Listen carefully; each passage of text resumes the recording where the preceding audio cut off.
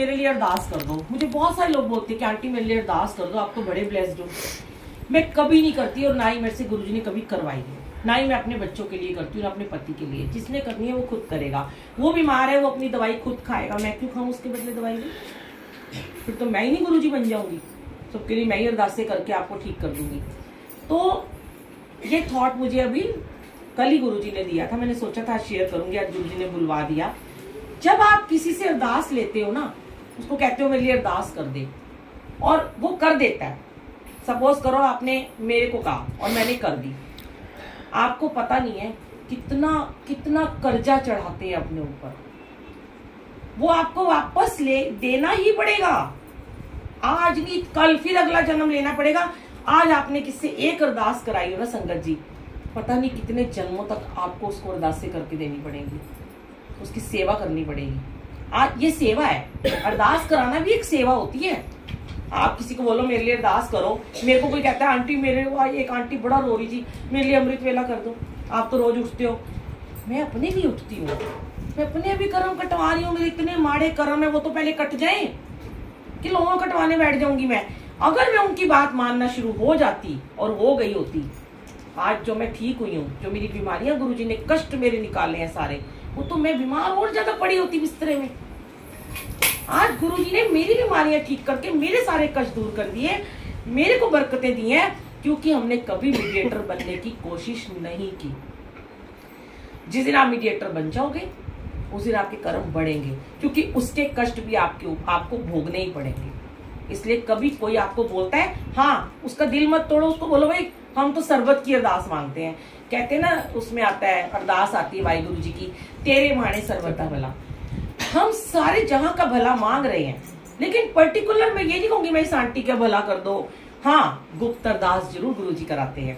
जब कोई अनजान मुझे मैसेज करता है कि मेरा वो बंदा हॉस्पिटल में मौत के मुंह में है, सुबह उसका जीवन खत्म होने वाला है, हम नाम भी नहीं पूछते हैं, तब हम सुबह अमृत वेले में एक मैसेज डालते हैं कि आज जो आप 108 बारी वाला मंत्र जाप करोगे संगत जी, वो किसी ऐसे शख्स के लिए कर दो जो मौत की सांसें गिन रहा है, मौत उसको जीवन नहीं है, उसका खत्म होने वाला है।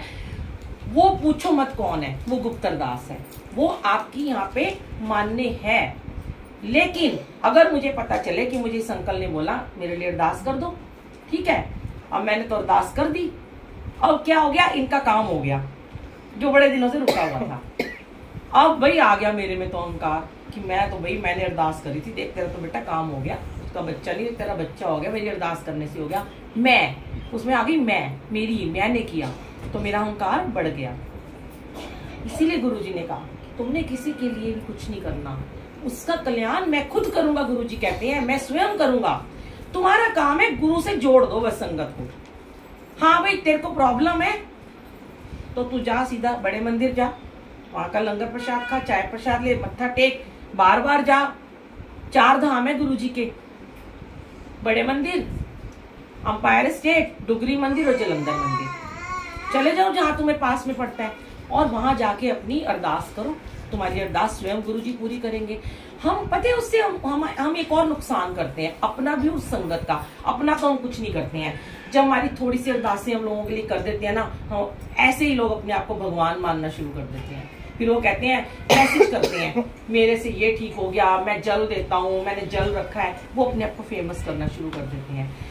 पर अगर हम किसी के लिए उसको अगर हम गुरुजी से जोड़ ही नहीं पाएंगे, हम रोज उसको अपने घर से अमृत दे रहे हैं, जल मैं मंत्र जाप कर रही हूँ अमृत वेले में और अपना जल बोतलें सजा रखी हैं और वो सबको दे रही हूँ, वो तो कहीं गुरु से जुड़ ही नहीं ना पा रहा, उसको तो फ्री में जल मिल रहा है।